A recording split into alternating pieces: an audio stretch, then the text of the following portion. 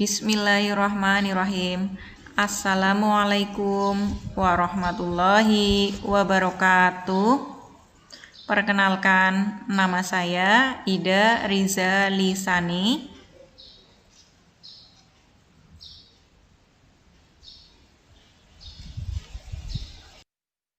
Di sini kita akan membahas materi pembelajaran kelas 2.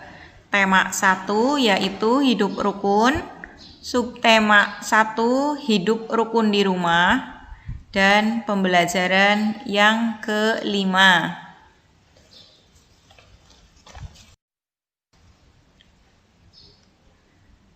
Sebelum memulai pelajaran, Bu Guru akan membacakan tujuan pembelajaran terlebih dahulu.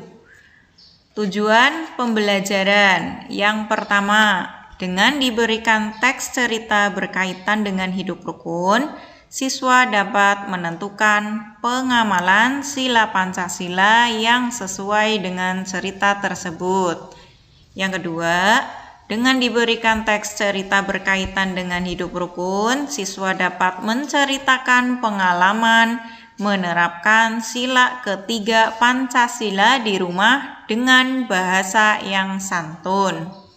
Yang ketiga, dengan diberikan teks cerita berkaitan dengan hidup rukun yang mengandung ungkapan, siswa dapat menyebutkan makna ungkapan tersebut dalam kalimat yang santun.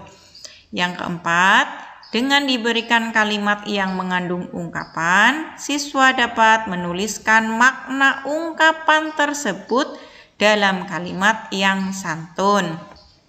Yang kelima, dengan diberikan contoh peragaan gerak dasar lokomotor, siswa dapat menjelaskan gerakan tersebut dengan benar. Yang terakhir, dengan diberikan contoh peragaan gerak dasar lokomotor, siswa dapat memperagakan gerakan tersebut dengan benar. Nah, sekarang kita memulai dengan membaca cerita. Udin dan Mutiara rukun dalam melakukan tugas-tugas di rumah. Mereka mempunyai tugas membersihkan rumah dan halaman. Bagaimana agar tugas itu dapat diselesaikan dengan baik? Bagaimana caranya? Nah, cara agar tugas cepat selesai. Yang pertama, bekerja sama atau gotong royong. Tentu, apabila kita bekerja sama, pasti pekerjaan akan cepat selesai. Dan cara yang kedua, yaitu membagi tugas.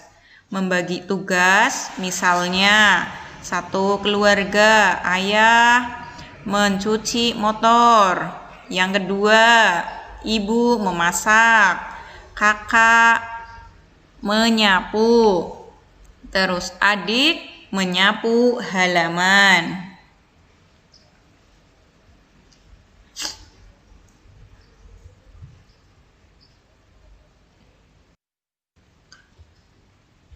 Kemudian bacalah teks berikut. Kebersihan rumah tempat tinggal Udin selalu terjaga. Setiap anggota keluarga bertugas menjaga lingkungan rumah. Udin dan Mutiara bertugas menjaga keindahan halaman rumah. Mereka melaksanakan tugas dengan cara bekerja sama. Udin menyiram tanaman, Mutiara menyapu halaman. Halaman rumah selalu indah dan rapi.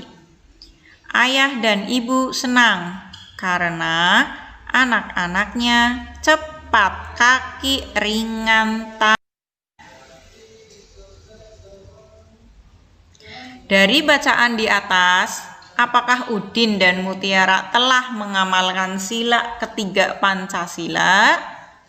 Yo, kira-kira sudah mengamalkan atau belum?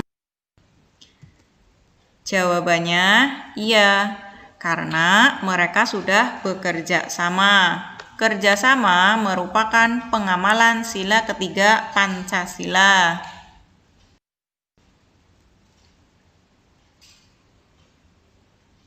Selanjutnya, apa makna dari ungkapan cepat kaki ringan tangan? Dari bacaan di atas tadi ada ungkapan cepat kaki ringan tangan. Apa itu artinya? Cepat kaki ringan tangan artinya adalah rajin. Contoh kalimat dari ungkapan cepat kaki ringan tangan. Melinda, anak yang cepat kaki ringan tangan, karena selalu mengerjakan tugas dengan baik. Arti dari kalimat tersebut adalah Melinda, anak yang rajin, karena selalu mengerjakan tugas dengan baik. Contoh lain, ini contoh kalimat yang mengandung ungkapan. Tadi contoh dari cepat kaki ringan tangan. Nah, sekarang dari kata rendah hati. Udin menjadi juara pertama lomba menggambar, tetapi ia tetap rendah hati. Apa itu arti rendah hati?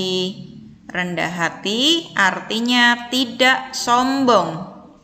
Jadi, arti dari kalimat di atas adalah Udin menjadi juara pertama lomba menggambar, tetapi ia tetap tidak sombong. Selanjutnya, ini dari contoh dari ungkapan buah hati. Ayah dan ibu mengasihi buah hatinya. Buah hati itu artinya apa? Ya, buah hati itu artinya anak. Ayah berarti maksud dari kalimat di atas adalah ayah dan ibu mengasihi anaknya. Selanjutnya, dari ungkapan buah tangan.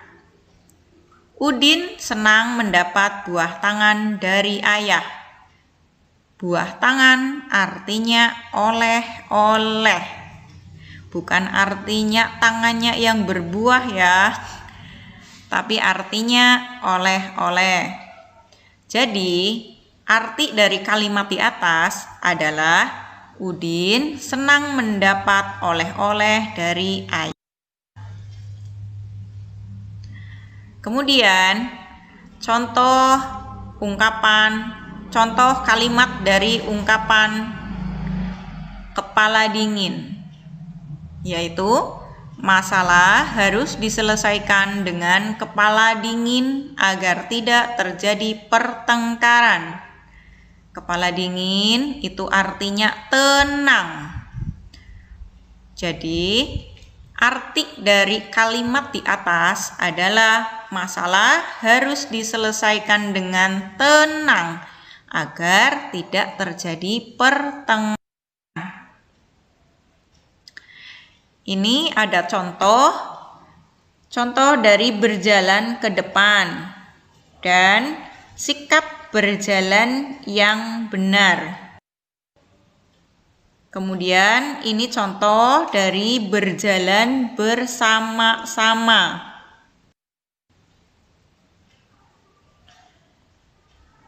Sebelum kita mempelajari jalan, kita harus mengetahui pengertian dari jalan. Gerak dasar jalan. Jalan adalah gerak melangkahkan kaki.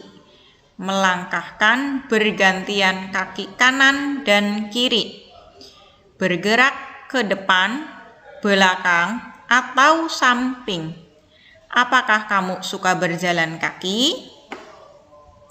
Ya, kita harus suka berjalan kaki. Karena jalan kaki berguna bagi kesehatan, dapat menguatkan kaki. Selanjutnya, sebelum belajar jalan dengan benar, kita belajar cara melangkah dulu. Yang pertama, melangkah ke depan. Cara melakukannya bagaimana? Ya, cara melakukan gerakan melangkah ke depan. Yang pertama, berdirilah dengan tegak, pandangan ke depan. Kemudian yang kedua, langkahkan kaki kananmu ke arah depan. Yang ketiga, lalu langkahkan kaki ke kiri arah depan. Nah, itu cara melakukan gerakan melangkah ke depan. Sekian dari saya. Apabila ada kesalahan, saya mohon maaf sebesar-besarnya. Wabillahi taufik wal hidayah. Wassalamualaikum warahmatullahi wabarakatuh.